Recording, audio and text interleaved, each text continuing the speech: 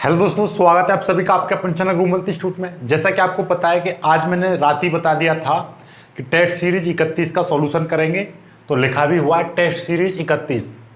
5 question दिए थे, 5 numericals दिए थे, केमिस्ट्री में से लेसन 1 था, तो उसके सभी प्रश्नों को हम हल करेंगे। तो देखिएगा, बिल्कुल भी आपको इनमें जो गलतियां थी वो भी बताऊंगा, कहाँ कहाँ पर ज़्यादा गलतियां हुई हैं, और सभी लोग ध्यान से समझ लेना। फिर से अगले बार टेस्ट सीरीज जो 32 आएगी वो फिर इन्हीं क्वेश्चनों की होगी। जब तक फुल में से फुल नंबर नहीं आएगा तब तक मैं आगे नहीं बढ़ूंगा। टेस्ट सीरीज 32 में भी यही सिलेबस आएगा और मैं बता दूंगा आपको, ठीक है। देखिएगा, पहला क्वेश्चन क्या था। पहला क्वेश्चन आपके पास में है, ठीक है। पहला क्वेश्चन मैं आपको बता दूं, एक सिल्वर सीपीपी जालक बनाता है। पूरा क्वेश्चन लिख दे रहा हूं मैं, क्या है, सिल्वर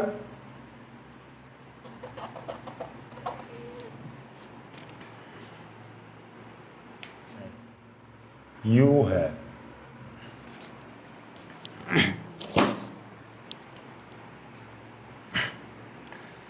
देखिएगा, जो पहला प्रश्न था टेस्ट सीरीज 31 का, सबसे पहला जो प्रश्न था वो क्या था, सिल्वर सीपीपी जालक बनाता है जिसकी कोष्ठका की लंबाई या जिसकी कोष्ठका की कोर की लंबाई, कोर यानी कि भुजा, कोष्ठका की भुजा की लंबाई 100 pm है। सिल्वर का घनत्व की गणना करो यदि परमाणु द्रव्यमान इतना है।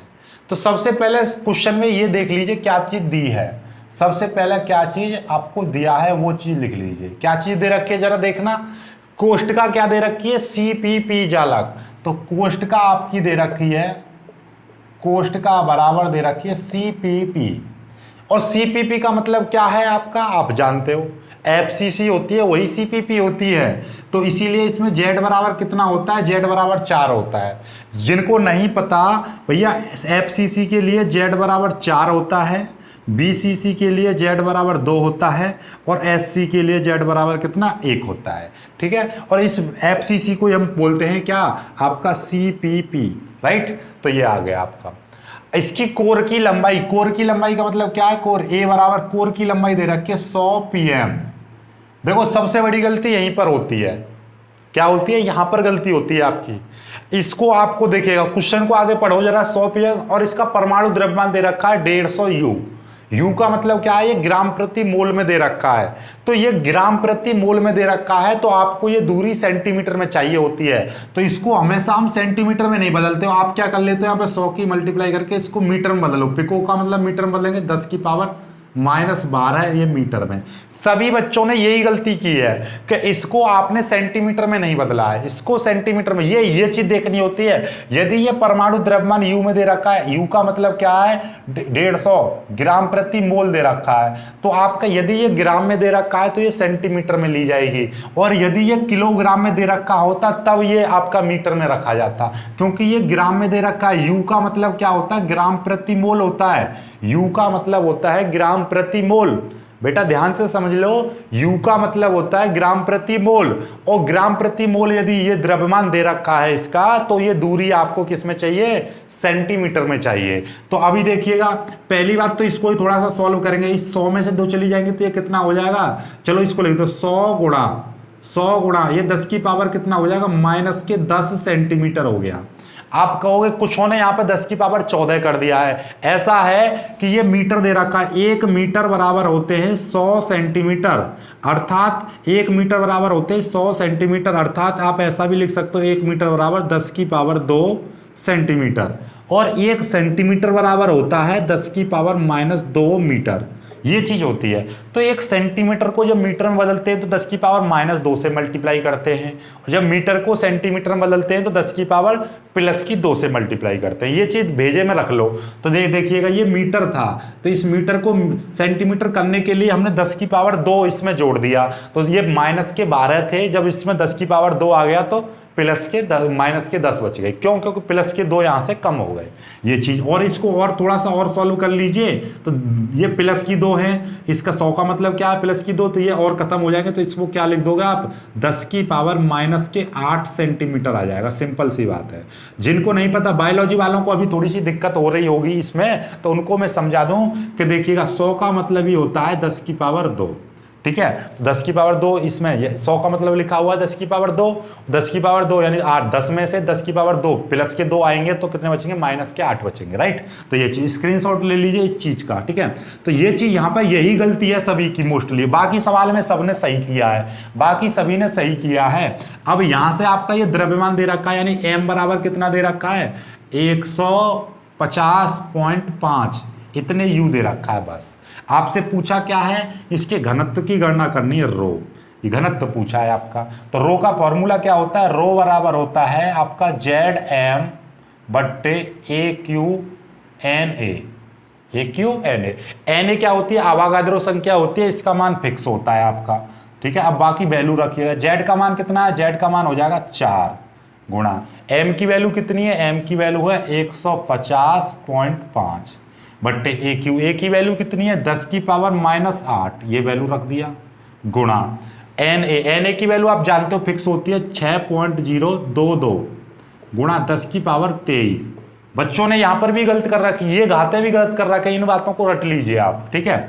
अब देखिएगा यहां से सॉल्यूशन ध्यान से समझिए, यहां तक तो वैल्यू रख दी आपने, सबसे बड़ी गलती यहीं पर है, ये आपको ध्यान से रखना। यदि आपका ये ग्राम में दे रखा ग्राम प्रति मोल, तो दूरी हमेशा सेंटीमीटर में लेनी है। ग्राम प्रति मोल में दे रखा है ये, तो आपका यू में दे रखा हो या ग्राम प्रति मोल में, तो दूरी आपको ये सेंटीमीटर में लेनी है। तो सबसे पहले आप पिकोमीटर में मीटर में बदल दीजिए, फिर उसमें 2 घातें और कम कर दोगे तो ये। और यदि ये ए बराबर दे रखा होता 100 एंगस्ट्रॉन्ग दे रखा होता, तो पहले एंगस्ट्रॉन्ग को मीटर में बदल लो, 10 की पावर -10 ये मीटर हो गया। अब इस मीटर को सेंटीमीटर में बदल दो, सेंटीमीटर में इसको बदलोगे तो क्या करना पड़ेगा, ध्यान समझो।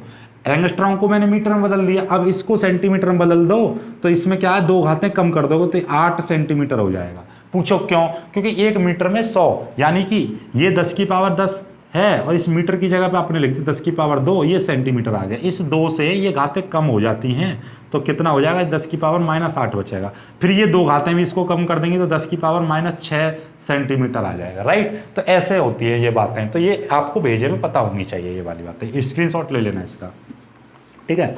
अब देखिएगा आपको सिंपली समझ में आ जाएगा, ये वैल्यू इसकी मल्टीप्लाई कर दो, 4 पंजे 20 की 0, ठीक है। और 4 पंजे 20 आगे 0 है तो इसलिए ये 2 आ जाएगा, चौके 2, 4 पंजे 20 की फिर से 0, ठीक है। 4 एकन 4 और 2 6, इतना आ जाएगा, यानी 602 आ जाएगा। सिंपल सी बात है, 602 आ गया, इसकी मल्टीप्लाई करोगे 602 आ जाएगा, इसकी मल्टीप्लाई करोगे 8 × 24 हो जाएगा, -24 गुणा ये 6.022 है, गुणा 10 की पावर ये है 23, ठीक है। अब देखिए बहुत सिंपल हो गया ना, हो गया, ये 602 है, ध्यान से समझना, ये इतना है, राइट।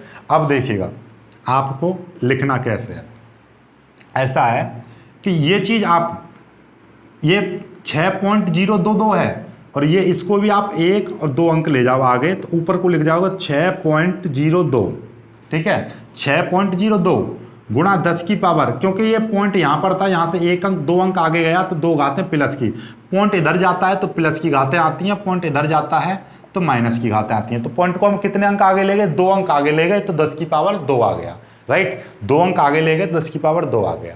नीचे आपका 10 की पावर ये 24 था, ये 23 है, तो 10 की पावर कितना बचेगा, -1 बचेगा। ये 23 ये 24, प्लस के 23 माइनस के 24 तो कितना बचेगा, -1 गुणा।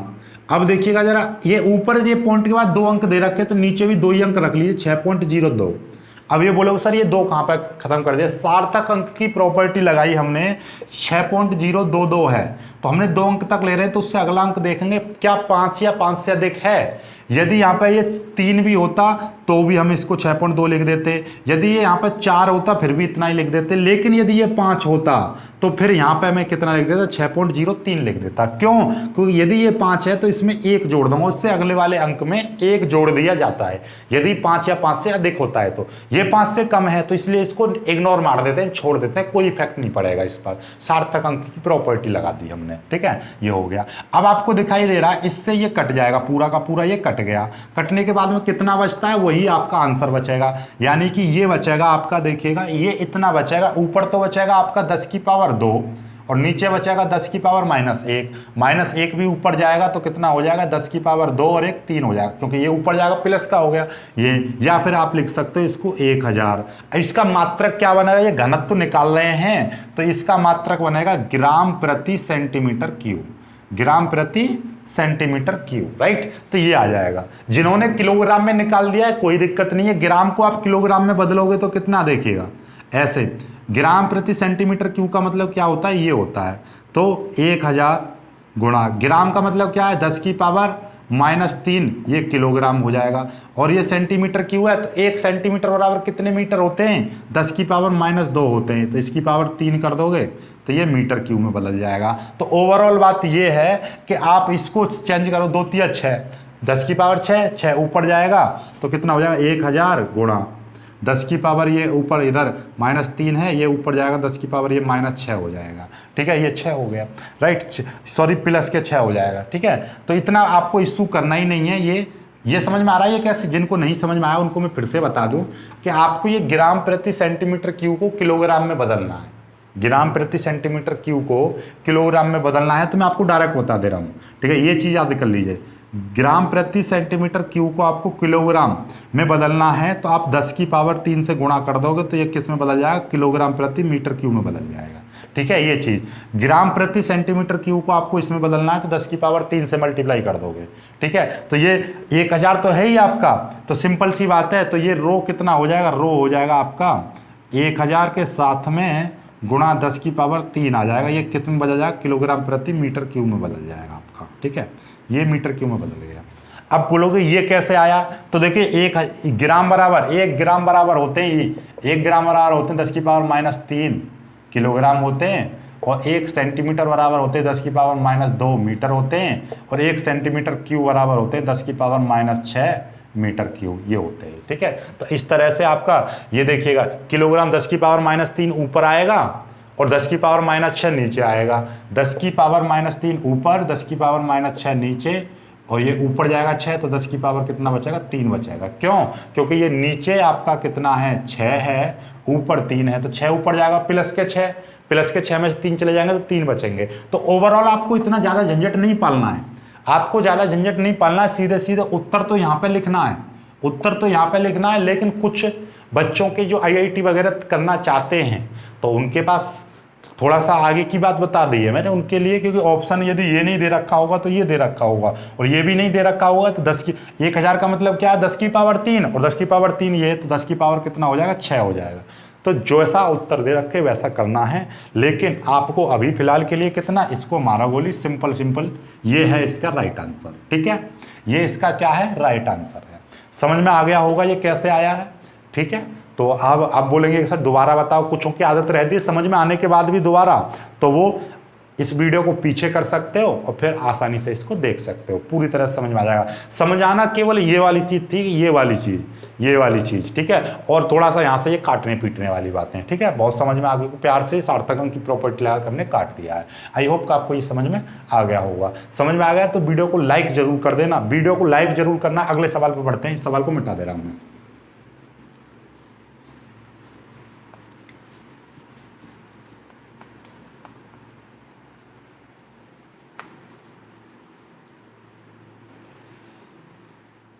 देखिएगा, अब आ जाते हैं अपने दूसरे सवाल पर। दूसरा बहुत ही महत्वपूर्ण सवाल था, घनीय निबिड़ संरचना, घनीय निबिड़ संकुल संरचना या संकुलित संरचना, मतलब वही, मैं यहाँ पे एक वर्ड भूल गया हूँ लिखना, निबिड़ संरचना। सभी के पास क्वेश्चंस हैं और जिनके पास सॉल्यूशंस की PDF चाहिए तो वो भी मैं आपको प्रोवाइड करा दूंगा, लेकिन फिलहाल यहाँ पे समझिए, घनीय निबिड़ संकुल संरचना का धात्विक व्यास, तो दिया क्या है वो चीज समझ लीजिए। यहाँ पे दिया है आपका धात्विक व्यास। व्यास का मतलब क्या होता है, व्यास का मतलब D होता है, कितना दे रखा है, 500। कुछ बच्चों ने क्या किया है, यहाँ पर 50 लिख दिया है। भाई जब क्वेश्चन में 250 लिख रहा है तो आप 50 क्यों लिख रहे हो, ये भी तो बात है। तो R बराबर कितना, यहाँ पे से R क्या होती है भाई, जब आपका व्यास 50 दे रखा है तो R बराबर कितना हो जाएगा, 25 हो जाएगा। यानी कि जो त्रिज्या जो होती है व्यास की आधी रहती है, बच्चा जानता है, छोटा बच्चा भी। लेकिन बायोलॉजी वालों के दिमाग में नहीं आ रही हो तो मैं बता दूं, इसमें आप 2 का भाग कर दोगे तो आपकी क्या निकल जाएगी, त्रिज्या निकल जाएगी। तो त्रिज्या कितनी हो जाएगी, 250। त्रिज्या कितनी हो जाएगी, 250 √2 एंगस्ट्रॉम, ठीक है। अब एंगस्ट्रॉम को मीटर में बदल दीजिए, कोई दिक्कत नहीं है, मीटर में बदल दोगे तो 250 √2 गुणा 10 की पावर 10 मीटर, 10 मीटर आ जाएगा, 10 मीटर। ये एंगस्ट्रॉम को मीटर में बदल दे, 10 की -10 से मल्टीप्लाई करके ये आ गया। आपसे क्या पूछा है, आपसे कोर की लंबाई ए बराबर पूछा है आपसे, ठीक है। और आपको ये देखिएगा घनीय निबिड़ संरचना, घनीय निबिड़ संरचना का मतलब क्या है कि जो कोष्ठिका जो दे रखी है आपकी, कोष्ठिका कौन सी है, एफसीसी। घनीय निबिड़ संरचना का मतलब क्या होता है, उसकी एफसीसी होती है। ये फलक केंद्रित बोल लो या घनीय निबिड़ संरचना बोल लो, तो ये आपकी क्या होती है, एफसीसी होती है। और अंतः केंद्रित कह दे तो वो बीसीसी होती है। ध्यान समझ लें, अंतः केंद्रित बीसीसी, घनीय निबिड़ या फलक केंद्रित आपकी कैसी होती है, एफसीसी, ठीक है ये चीज। तो आप एफसीसी के लिए आप लिख दोगे यहां से फॉर्मूला, एफसीसी के लिए, एफसीसी के लिए जो आर बराबर जो फॉर्मूला होता है वो होता है a/2√2, ये फॉर्मूला होता है। तो यहां से एक ही वैल्यू निकालूंगा तो कितना हो जाएगा, a बराबर हो जाएगा आपका 2√2 मल्टीप्लाई आर। भाई ये सारी चीज इधर मल्टीप्लाई कर देगी तो एक ही वैल्यू निकल जाएगी, 2√2 इंटू आर की वैल्यू कितनी है, ये रही 250√2 गुणा 10 की पावर -2 -10 मीटर, ये रही, ठीक है। ये समझ में आ गया। अब देखो जरा 250 दूनी कितने हो जाएंगे, इस वाले की और इस वाले की मल्टीप्लाई करेंगे तो ये 500 हो जाएगा, गुणा ये √2 गुणा √2 गुणा 10 की पावर -10, ये √2 और ये √2, √2 की √2 में मल्टीप्लाई करेंगे तो ये 2 हो जाएगा, तो ये 500 गुणा ये 2 गुणा 10 की पावर -10 हो जाएगा। और 2 की मल्टीप्लाई इसमें करेंगे तो कितना हो जाएगा, 1000 हो जाएगा, 1000 गुणा 10 की पावर -10, और 1000 को 10 की पावर, इसको तो आप चाहो तो एंगस्ट्रॉम में लिख सकते हो या आप लिख सकते हो इसको मीटर में, तो ये मीटर में उत्तर आ गया ए बराबर, ठीक है। 1000 से मतलब क्या होता है, 3 घातें होती हैं, 10 की पावर 3 गुणा 10 की पावर -10, तो मतलब कितना बचेगा, 10 की पावर -7 मीटर, 10 की पावर -7 मीटर। आप चाहो तो इतना लिख सकते हो, चाहो तो यहाँ से आपका इसका मतलब क्या होता है, एंगस्ट्रॉम को बदला था तो इसको आप इतना भी लिख सकते हो, यहाँ पे चाहो तो इतना 1000 एंगस्ट्रॉम भी लिख सकते हो, ये भी उत्तर ठीक है, ठीक है। आप कुछ भी लिख दीजिए यहाँ तक तो कोई फर्क नहीं पड़ेगा, उत्तर पूरा मिलेगा आपको, राइट। तो ये बहुत ही सिंपल सा सवाल था, हो गया आपका। नेक्स्ट सवाल पर चलते हैं, अगले सवाल को। इस सवाल में कोई भी दिक्कत हो तो आप पीछे करके देख लीजिए, लेकिन कोई दिक्कत नहीं हुई होगी आपको, ठीक है। चलिएगा, मोस्टली ये सवाल तो सभी का सही था। सबसे ज़्यादा तीसरे में गलती, कुछ बच्चे तो तीसरे सवाल को ही गलत बता रहे थे, तीसरा सवाल ही गलत है। सवाल कोई गलत नहीं है, सवाल कभी गलत नहीं हो सकता है, ठीक है। देखिएगा, अब आ जाते हैं तीसरे सवाल पर। तीसरा सवाल है, बच्चों ने तो तीसरे सवाल को गलत ही ठहरा दिया था कि गलत है। देखो कितना इंटरेस्टिंग सवाल है। कॉपर एफसीसी जालक का निर्माण करता है जिसकी कोर की लंबाई या जिसके एकक कोष्ठिका की भुजा की लंबाई या एकक कोष्ठिका की लंबाई कितनी है, 10 एंगस्ट्रॉम है। 525 सेंटीमीटर क्यूब कॉपर में, कितने सेंटीमीटर क्यूब कॉपर में कितनी एकक कोष्ठिका होंगी। इस क्वेश्चन को जरा ध्यान से समझिएगा। आपको मैं कह रहा हूं कि इसमें देखिएगा, एक कॉपर है, एफसीसी का निर्माण करता है और इसकी कोर की लंबाई सबसे पहले दिया है, वो चीज़ छांट लीजिए। दिया है, क्या दिया है, एक कोष्ठिका की लंबाई यानी कोर की लंबाई 10 सेंटीमीटर, 10 एंगस्ट्रॉम दे रखा है, 10 एंगस्ट्रॉम, और ये सेंटीमीटर क्यूब में दे रखा, तो जाहिर सी बात है इसको भी आपको सेंटीमीटर में बदलना पड़ेगा। तो 10 गुणा 10 की पावर -10 करोगे तो ये तो मीटर में आ गया, एंगस्ट्रॉम से मीटर में आ गया।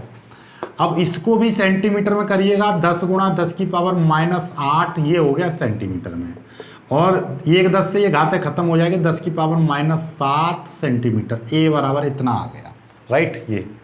ये एकक कोष्ठिका की भुजा की लंबाई है, ठीक है। तो मैं पहले, अब आपका देखिए, थोड़ा सा समझिएगा, कोशिश कीजिएगा थोड़ा सा समझने की, कि मैं कह रहा हूं नॉर्मली आपसे कि भैया 10 रुपये में कितने पेन आएंगे, तो आप बिल्कुल भी नहीं बता सकते कितने पेन आएंगे। क्यों नहीं बता सकते, क्योंकि अभी आपको पेन का, यदि ये रुपया है तो आपको ये भी तो पता चलना चाहिए कि पेन का कितना रुपया है। पेन का रुपया बताओ कि पेन कितने रुपए का है। तो मैं कह रहा हूं कि पेन भाई 2 रुपए का है, तो अब आप बता सकते हो कि 10 रुपये में, किसमें 10 रुपये में, तो 10 क्या चीज चाहिए, ये 2 रुपए वाले पेन चाहिए। कितने आएंगे, 2 का भाग कर देंगे 10 में तो 5 आ जाएंगे, 5 पेन, राइट। पेनों की संख्या कितनी आ जाएगी, 5 आ जाएगी। ठीक उसी प्रकार से अब भैया रुपया 5 रुपया, तो रुपया तो 2 रुपए का है। यदि मैं कह रहा हूं कि मेरे पास में भैया 20 किलो आपके पास या 20 ग्राम कोई चीज है, सपोज दैट 20 ग्राम आपके पास में, मैं कह रहा हूं 20 किलोग्राम गेहूं है, वैसे ही मैं मान ले रहा हूं, आप समझो जरा। 20 किलोग्राम आपके पास कोई भी एक पदार्थ है, सपोज दैट कोई भी पदार्थ, कोई भी नाम है, 20 किलोग्राम है, और उस पेन वाले ने ऐसे रख रखा है कि इस वस्तु को वो कितने 5 किलोग्राम में दे रहा है, 5 किलोग्राम पदार्थ। समझ में आ गई बात, समझ रहे हो? ये जो पदार्थ है, कोई भी चीज है, कि मैं कह रहा हूं मेरे पास 20 किलोग्राम पदार्थ है, तो 20 किलोग्राम पदार्थ में कितने पेन बनेंगे, ये बतानी है आप, कितने पेन बनेंगे। यदि पेन की कीमत 2 रुपये है और पेन में जो पदार्थ की मात्रा है वो कितनी है, 5 किलोग्राम है, तो आप कैसे बता सकते हो? तो आप बता सकते हो कि भाई मेरे पास ये 200 है, 200 मैं आपसे पूछ रहा हूं, 200 में 5 किलोग्राम वाले, तो 5 का भाग कर देंगे तो कितना आ जाएगा, 5 चौक 20, 40 बन जाएंगे। ठीक है।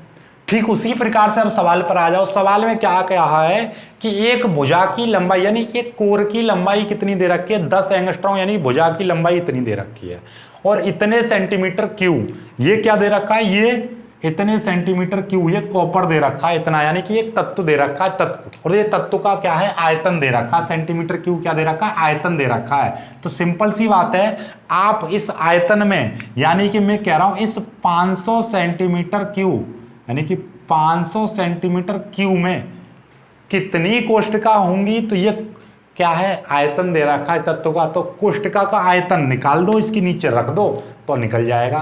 तो सिंपल सी बात है, तो फॉर्मूला बनाएगा क्या, कोष्ठका की संख्या पूछेगा, तो कोष्ठका बराबर आप लिखोगे, कोष्ठका बराबर लिखोगे, क्या लिखोगे, क्या भैया तत्व का आयतन ऊपर लिखोगे, तत्व का आयतन, और नीचे लिख दोगे एकक कोष्ठका का आयतन, एकक कोष्ठका का आयतन, ये लिखो। सिंपल सी बात है। अब आपको बस तत्व का आयतन तो आपको दे रखा, बस कोष्ठका का आयतन निकालना है। तो भैया एकक कोष्ठका का आयतन यहाँ पे निकाल दीजिए। कैसे निकलेगा, मैं इस ग्रीन पेन से निकालूंगा, यहाँ पे लिख दे रहा हूँ, एकक कोष्ठका का आयतन। तो एकक कोष्ठका का आयतन कैसे निकलेगा, भुजा का क्यू यानी ए का क्यू, भुजा का क्यू यानी ए का क्यू, तो ए की जगह कितना, -7 का क्यू, कितना हो जाएगा, 10 की पावर -21 हो जाएगा। लो आ गया। अब तत्व का आयतन कितना है, तत्व का आयतन है, ये सेंटीमीटर क्यूब में बैठेगा, सिंपल सी बात है। तो तत्व का आयतन कितना है, 525 सेंटीमीटर क्यूब को मारा बोले इतना 525, नीचे कितना है, 10 की पावर -21, -21 ऊपर जाएगा तो कितना हो जाएगा, 525 गुणा 10 की पावर 21, इतना आ जाएगा। ठीक है। अब पॉइंट का मतलब क्या है, पॉइंट यहाँ पर है, 1-2 अंक आगे जाएगा तो 5.25 गुणा 10 की पावर कितना हो जाएगा, 23 हो जाएगा। इतनी कोष्ठकाएं होंगी। ठीक है। अब थोड़ा सा और एक्सप्लेनेशन में दे दूं आपको, या फिर आप ऐसा भी लिख सकते हो इसको, ऐसे इस फॉर्मूले को ऐसा भी लिख सकते हो आप कि भैया बड़ी कोष्ठका का आयतन बट्टे छोटी कोष्ठका का आयतन, छोटी बोल दो, छोटी, या आप बोल सकते हो एकक कोष्ठका भी बोल सकते हो।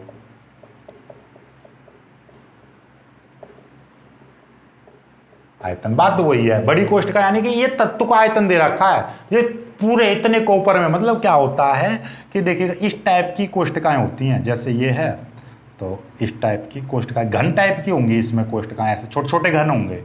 ठीक है, ऐसे, तो उसमें कितने घन बैठेंगे, ठीक है, ऐसे छोटे छोटे घन होंगे, और एक ये बड़ा घन दे रखा है, ऐसे बड़े घन में ऐसे।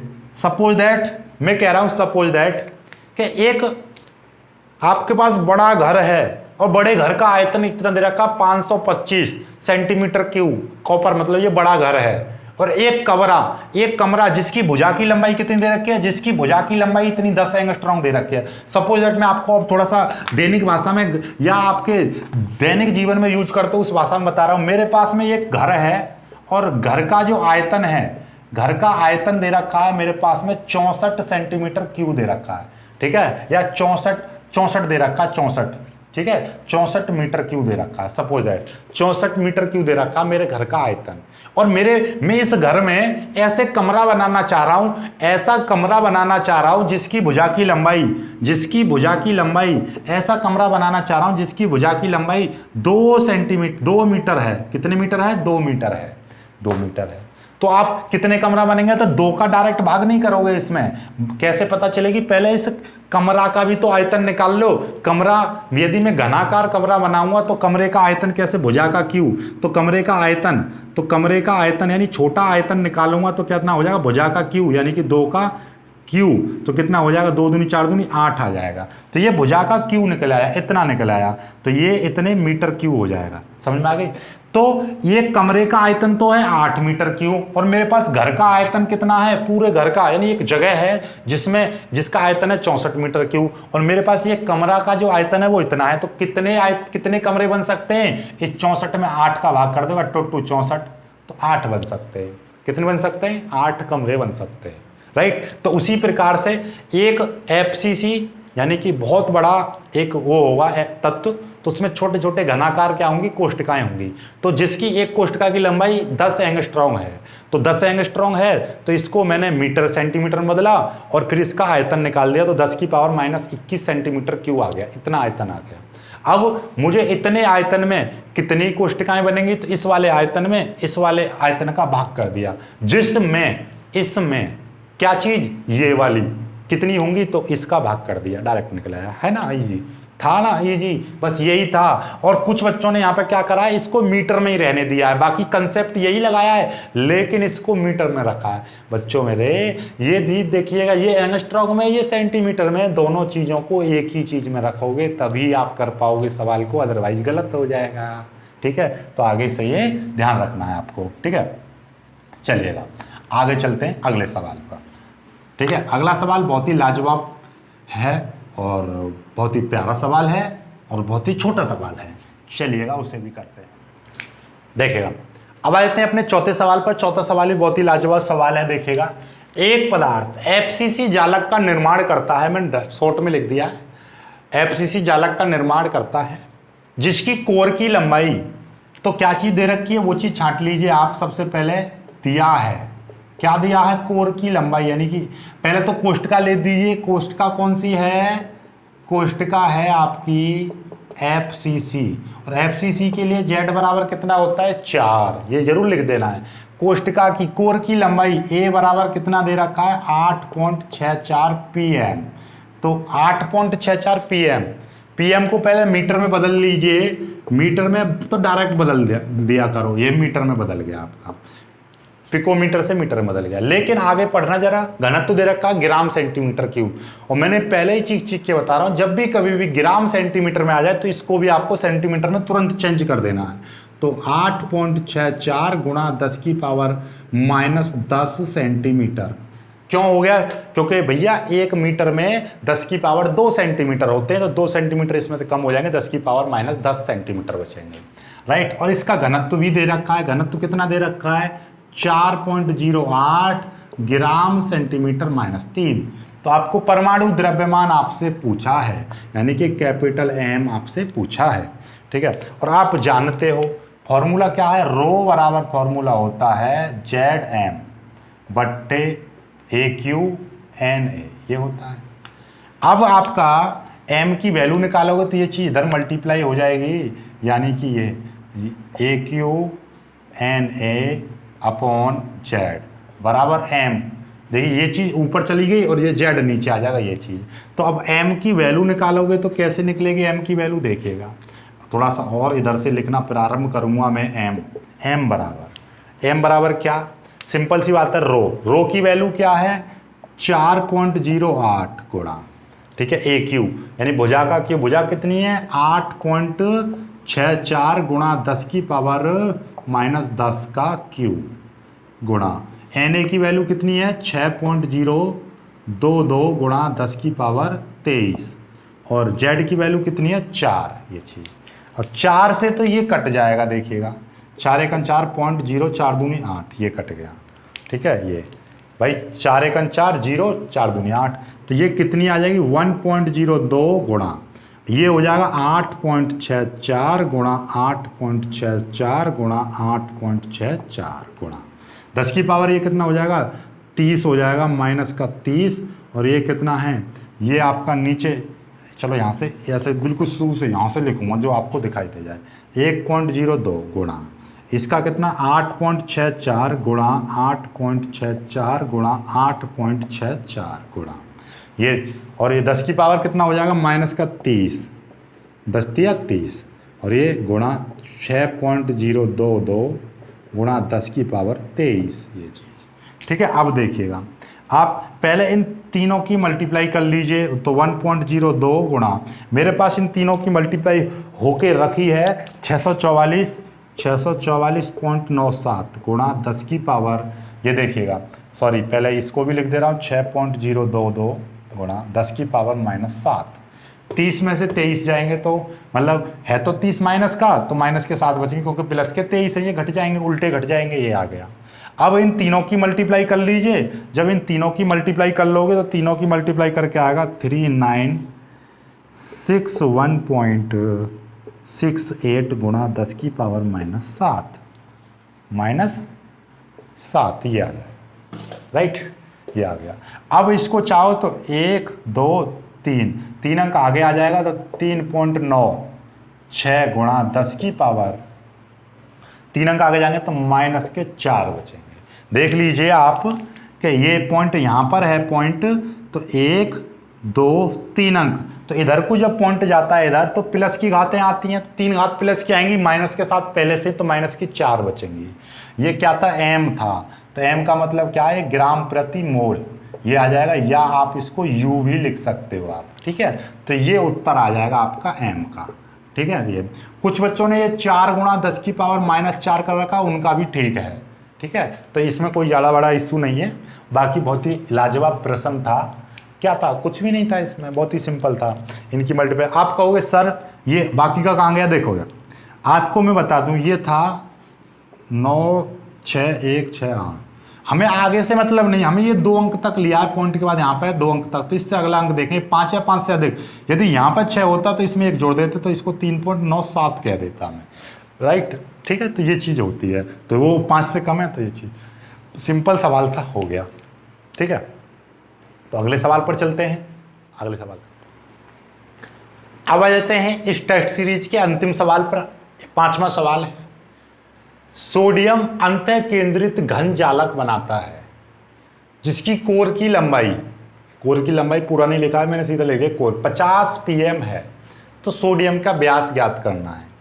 तो सबसे पहले क्या दिया है वो चीज लिखनी है आपको, दिया है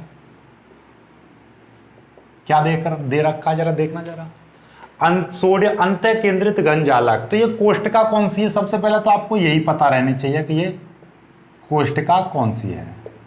अंतः केंद्रित यानी कि हमेशा अंतः केंद्रित काय केंद्रित बोले तो इसको बोलते हैं हम VCC। फलक केंद्रित बोले या घनीय निबिड़ संरचना बोले तो आपका क्या है वो FCC है, ठीक है। और सरल रेखीय घनी तो वो आपकी सरल तो होती सरल है, ठीक है। ये चीज़ तो ये आपका कितने भुजा की कोर की लंबाई यानी कि A बराबर कितना दे रखा है √50 pm। अब ये 50 से हम इतना लिख देते हैं इस 50 को 5√2।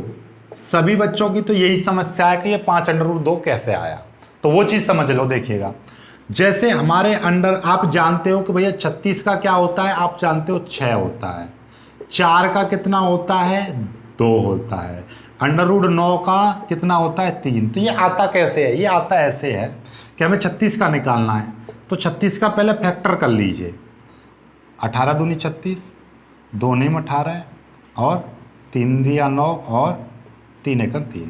तो इसका मतलब कितना है इस 36 को आप लिख सकते हो √ में कितना 2 गुणा 2 गुणा 3 गुणा 3 इतना लिख सकते हो। 2 गुणा ये 36 को, ये रहा 2 दूनी 4 दूनी 8, 2 दूनी 4 तिया 12 तिया 36 है।